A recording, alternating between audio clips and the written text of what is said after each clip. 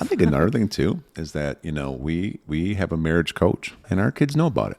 They know Yeah. we meet with a marriage coach every other week. Yep. And, some people are like, well, you have a marriage coach? They must like look at it like, gosh, what's so wrong in your marriage? I'm like, no, what we're doing is trying to safeguard against things getting really wrong in our marriage.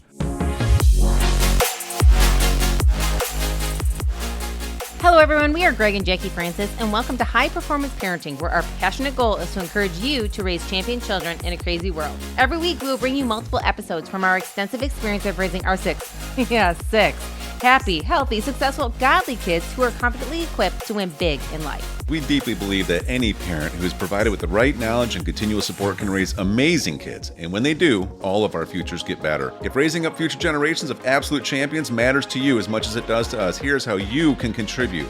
Like and share this podcast with everyone you know. And together, let's embrace this journey of raising champion kids in a crazy world.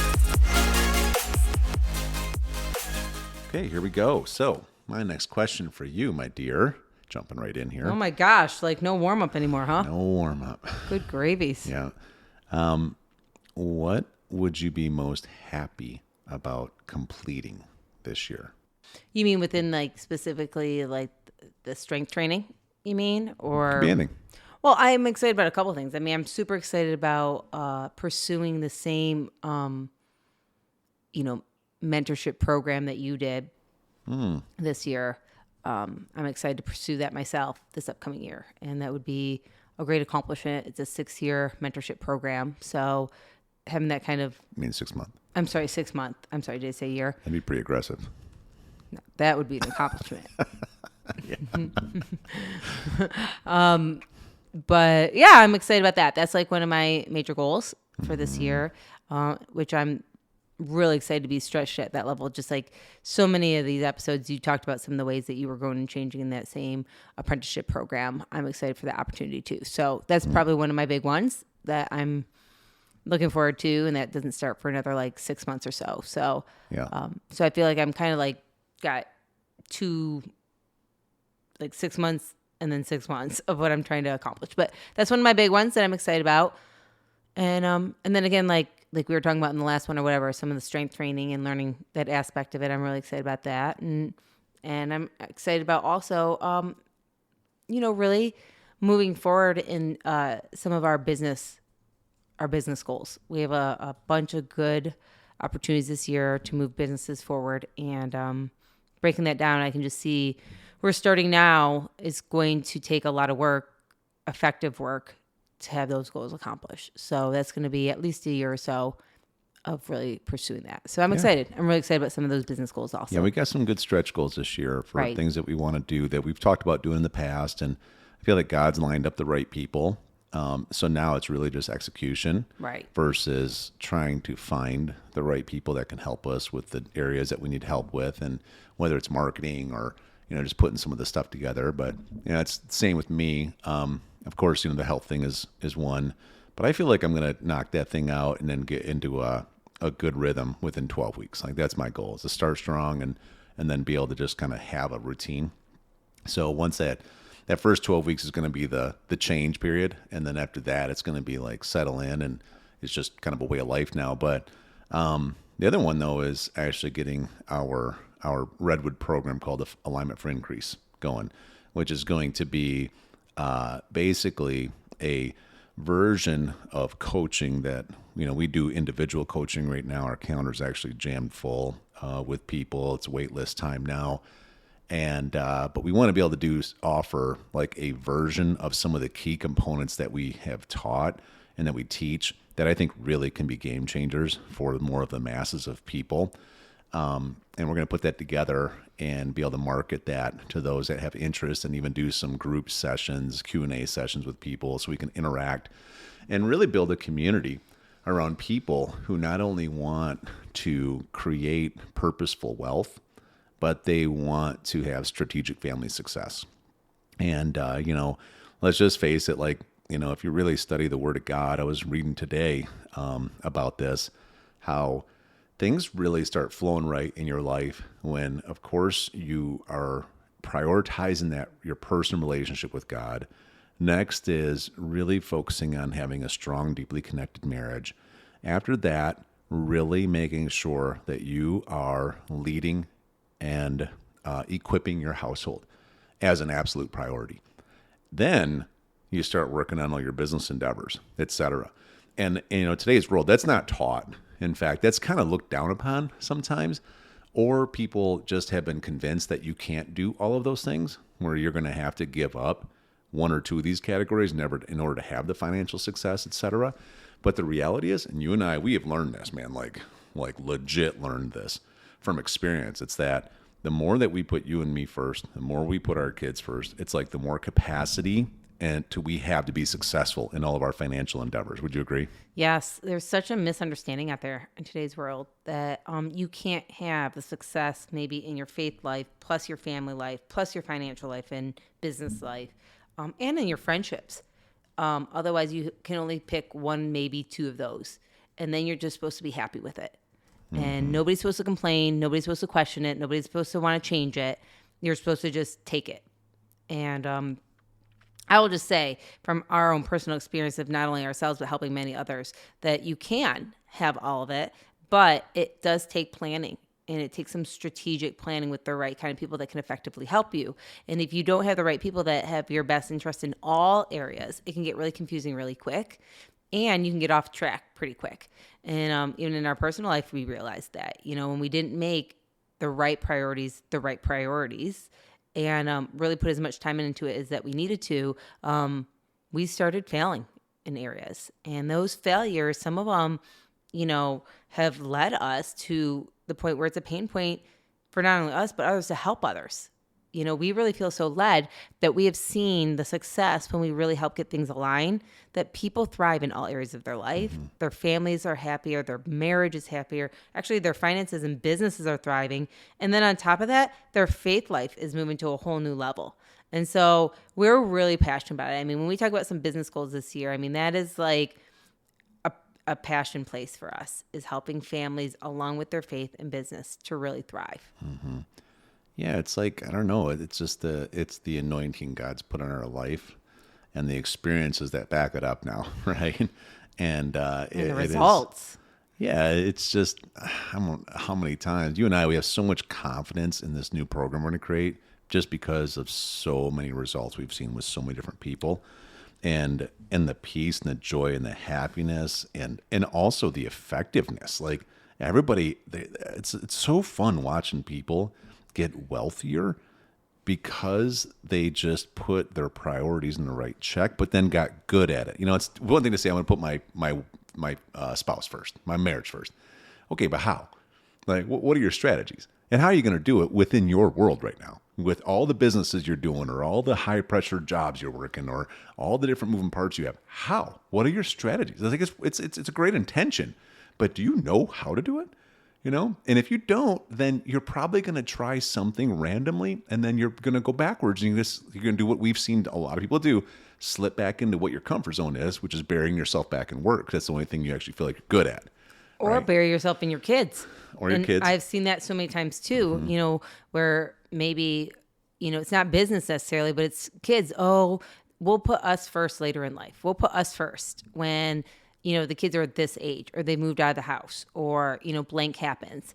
And I will tell you again, it's not a good path to be on. You really need to put yourself first now so that you actually can be the best parent to your kids. Most people think, well, my kids know how much I love them because they see all the things I do for them. But I will tell you, some of the best ways our kids know that we love them is the way we love each other. That's the key to the whole thing. And they don't expect parents to be perfect, by the way. I want to remind you over and over again. Greg walked in today and I'm laughing with the kids and laughing in the house. I thought people were over. You guys were all laughing so much. I thought that there was company over and you guys were giggling about stuff. And it was just you and the kids. Yeah, it was me and the girls, actually. You and Drews had just gotten back. And so it was funny because they were telling me how they had gotten in an argument with each other. And they were telling me all these stories about argument stuff. And they're laughing about it. So it's not like these were but they're how they fight. And do they fight emotionally? Do they fight logically? Do they fight? Dad said that I fight. I'm like, oh, Dad said that, huh? And they're like, how about you? How do you fight? I'm like, you mean with Dad? And they're What was like, Abby saying? She was saying how she was trying to logically explain how she's like, I'm not going to do this emotionally. I'm going to do it logically. I'm trying to logically explain exactly how I feel. And Bella's like, that's not logical. And I'm like, I don't know what your dad's teaching you, but she is trying there. And so literally they're like, yeah, like with you and dad, are you emotional or are you logical? I'm like, I'm very logical. The dad's wrong. Like, he is wrong, and I let him know it, and there's not much more that you can argue with. And they're like, but dad says that you fight emotional. I'm like, of course he does. And I'm like, and what does he fight? Let me guess, logically. And they're like, yeah, that's what he said. I'm like, go figure. And they're like laughing at him because they're like, you remember that one time you fought? And I'm like, one time? You know, I'm like giggling. They're like, yeah, that one time. And you guys were going back and forth. We could hear you. Look into my eyes. Do you hear what I'm saying? I'm like, see, that was the logical part, right? And like they were laughing about how we were fighting, okay? And like how they literally just was like, all right, let's go downstairs and play. You know, like it didn't. They weren't like upset that we fought. They weren't like stressed. They weren't like anything. So it's like all they thought to themselves is, I think we get 30 more minutes of screen time. You know what I mean? Let's go downstairs before they come out and notice, you know? But it's like literally, I thought to myself, I'm like, see, just like our kids, you know, need to feel healthy and able to voice themselves, and they get in arguments sometimes. That's what happens to us. I don't know if I think it's healthy all the time, but like, we voice ourselves pretty well about what's going on in our life. Nobody expects us to be perfect in any arena, is what I'm trying to express. You know what I mean? Is that if your faith life is not perfect right now, nobody expects it to be perfect. But there is some good strategies to get on track to make it better. Yeah. If your marriage is not thriving in a healthy area, there are areas that, you know, you could get back on track with. If maybe your business or your finances is not in the healthy place right now, then there are areas that you could help. Maybe your friendships outside of all that need some help. I don't know, you know? So it's like, whatever it may be, nobody wants anybody to be perfect because we know we're not. But there are some better strategies, because if not, we naturally go back to what we always did, and what we always did might not really be working. Yeah. So it's super important to realize that. Yeah, super good. You know, we could do a whole 10 episodes, I think, on fighting and only all that. 10, huh? Yeah. Well, depends on how many examples we want to give. Yeah. Well, we don't want to lose all credibility. I mean, I have a list in my phone. Of course you do, of what I've done wrong. So you can throw it in my face. I got you. Well, just in case. But no, but that's really, unhealthy, just so you know. But really, though, it's kind of interesting because, you know, the house we're in here now in Boise, I don't know how the vent system works, but you can hear almost everything in every room all the time. So there's no, you know, going to a certain, I mean, you can come up my office, I guess, and we can blow the doors off this thing, and kids, you know, don't really hear much, but they're good about it. And I think it's, you know, from over time with us, you know, one, we've always been super consistent, not only with them, but with each other and with us between them between each other, teaching them what real forgiveness looks like and how once you say you're sorry, we restore the standard. And they've seen that demonstrated so many times. We've challenged them and pushed them to make sure they do that. And it doesn't just happen. You don't just have the conversation once. You have to keep going and keep doing it. But they've seen it. And there's so much security in that. I mean, I feel like we talk about this sometimes to couples or parents, and they're kind of like, oh, that's a great idea. And I'm just like, you better start. You need to start. Like, you don't even realize that you don't do this. Mm-hmm. You don't realize how much grudges you hold. You don't realize how much score you keep. And you need to stop. You mean like your list on your phone? Huh? Wow. You don't know. You're pretty hung up on the list. You don't know. She's going to be looking through my phone later. Oh, man, I'm going to get you good. I'm going to title a few tabs on there, say JN's time she was wrong or something like that. And then I'll have like some dad jokes or something in there. And you'll giggle the whole time. But anyways, and then, you know, the other side is we've had some kids before when we've gotten fights come up and, you know, kind of like, you guys okay? You know, the next day or so. And what do we always tell them? Of course, forgiven and forgotten. But Day and I, well, we're not always at the point where it's been forgiven. I've forgiven you, but you have your list going. That's not true. You have your list going. I don't have a list. No, but normally when they ask me, because they typically ask me and not you. Well, they already know I've forgiven you. Yeah, they're not sure. That's the thing. Typically, you know, I just tell them, I said, yeah, you know what, Dad and I had a disagreement. You know what I mean? Like we didn't see eye to eye, and truth is, I didn't like what he was saying. He didn't like what I was saying, and we disagreed about it. But it's going to be okay. We got to walk through it. We got to talk about it. Everything's going to be okay. I'm like, we just need a little bit of time. And I just remind them usually, I'm like, like when you get mad at your sister or your brother, like, it's not like you stop loving them or stop caring about them. It's just that you're really mad and you're really hurt, and I'm hurt right now, or Dad's hurt right now. And we're expressing it in anger. And, right now we got stuff to walk through and talk about, but it's going to be fine. And they're always like, all right. Yeah. And I'm like, so it's all good. Like everything's fine. Just Dad and I did not see eye to eye last night. Yeah. And they're like, we heard you. I think another thing too is that, we have a marriage coach. Yes. And our kids know about it. Yeah. They know we meet with a marriage coach every other week. Yep. And, some people are like, well, you have a marriage coach? They must like look at it like, gosh, what's so wrong in your marriage? I'm like, no, what we're doing is trying to safeguard against things getting really wrong in our marriage. And so now that we found someone who's like really awesome, then it's worth the time and energy and money investment to actually have somebody that we can talk things through that, let's just face it, for all you couples out there, there's probably a few dances you do between each other, the things that quote unquote happen always, the ways you fight, and the person gets mad about this thing you do, and the other person gets mad about this thing they do, and you don't really know how to get by it. Man, that's when you need somebody else with an unemotional perspective to be able to peek under your hood and be able to help you communicate these things, because when you're so emotional, it's hard. But anyways, the point was it's really helpful to have that there too. So there's all these different factors. A lot of people, people will ask, well, how do your kids have so much security when you guys still fight in your household and there's still security? Yeah, but think about all these different components we bring to the table that it doesn't just happen. Like we've put a lot of proactive energy and effort into it, right? Correct. So, yeah. Anyways. Yeah. Good stuff.